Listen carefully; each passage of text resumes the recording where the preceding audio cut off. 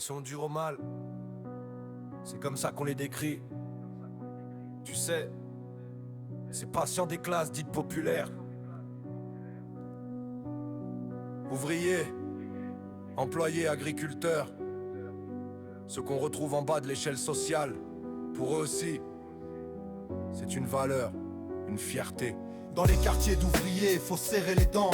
Dur au mal, ça se transmet comme un héritage vivant. Regarde Pascal, qui souffrait mais qui attend. Pas de médecin dérangé, il se pensait résistant. Résultat dramatique, diabète, amputation. Un corps qui paie le prix du silence et des illusions. Pascal, c'est pas l'exception, c'est la règle cachée derrière l'illusion. Dans les études, les chiffres sont clairs, ils tranchent. Les délais plus longs, l'écart s'accentue, ça penche. Les moins diplômés patientent, sans rendez-vous pris. Comme si retarder les soins, c'était prouver qu'on tient, pas qu'on subit. Ça renforce l'image du dur au mal assumé.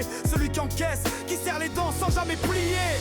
On croit qu'ils tiennent, qu'ils encaissent sans mal, mais la vérité crie qu'ils souffrent plus que normal. Derrière les retards, l'image d'endurant, y a des corps usés, plus fragiles qu'avant. Les enquêtes l'ont dit sans détour. Les moins favorisés souffrent bien plus lourd. Douleur intense, diffuse, zone multipliée. Et surtout des vies entières, plus limitées. Même pathologie, mais la charge est immense. On dit endurant, moi je vois qu'on nie leur souffrance. Semeur l'a montré, dit test en rafale. C'est sans volontaire, verdict brutal. Aux pauvres moins de souffrance, biais récurrent. Comme si les galères rendaient les corps résistants. On pense que la misère forge des corps blindés, mais en vrai elle détruit, elle fragilise à jamais. Et cette croyance, anodine en apparence, laisse les plus pauvres sans traitement, sans défense. On croit qu'ils tiennent, qu'ils encaissent sans mal, mais la vérité crie qu'ils souffrent plus que normal. Derrière les retards, l'image d'endurant, y a des corps usés, plus fragiles qu'avant. Voilà l'autre paradoxe qui dérange. Ils souffrent davantage, mais revendiquent l'endurance. Comme si douleur et statut s'annulaient en silence. Comme si pauvreté rimait avec résistance. Mais c'est faux, c'est cruel, la souffrance est bien là. Toujours plus de douleur, plus de limites, plus de poids sur les bras. La façade de force cache une vérité brute. Ce qu'on dit endurant, ce sont eux qui s'usent le plus. Pas d'argent pour les soins, pas les clés du système. Alors tu dis c'est la vie, tu fais avec le problème. La douleur s'installe, compagne imposée.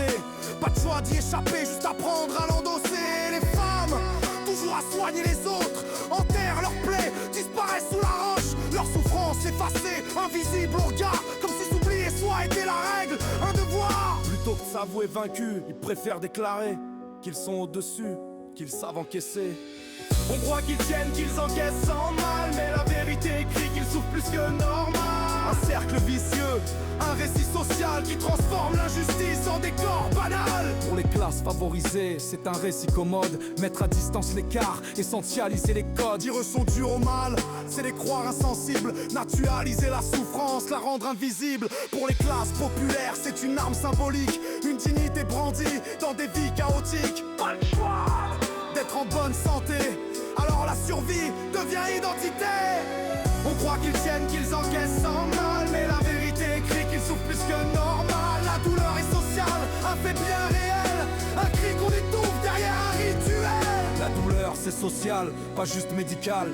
Un langage des inégalités habillé de morale. On disait que la douleur c'est un don protecteur, mais ce don s'éteint dans la vie des travailleurs.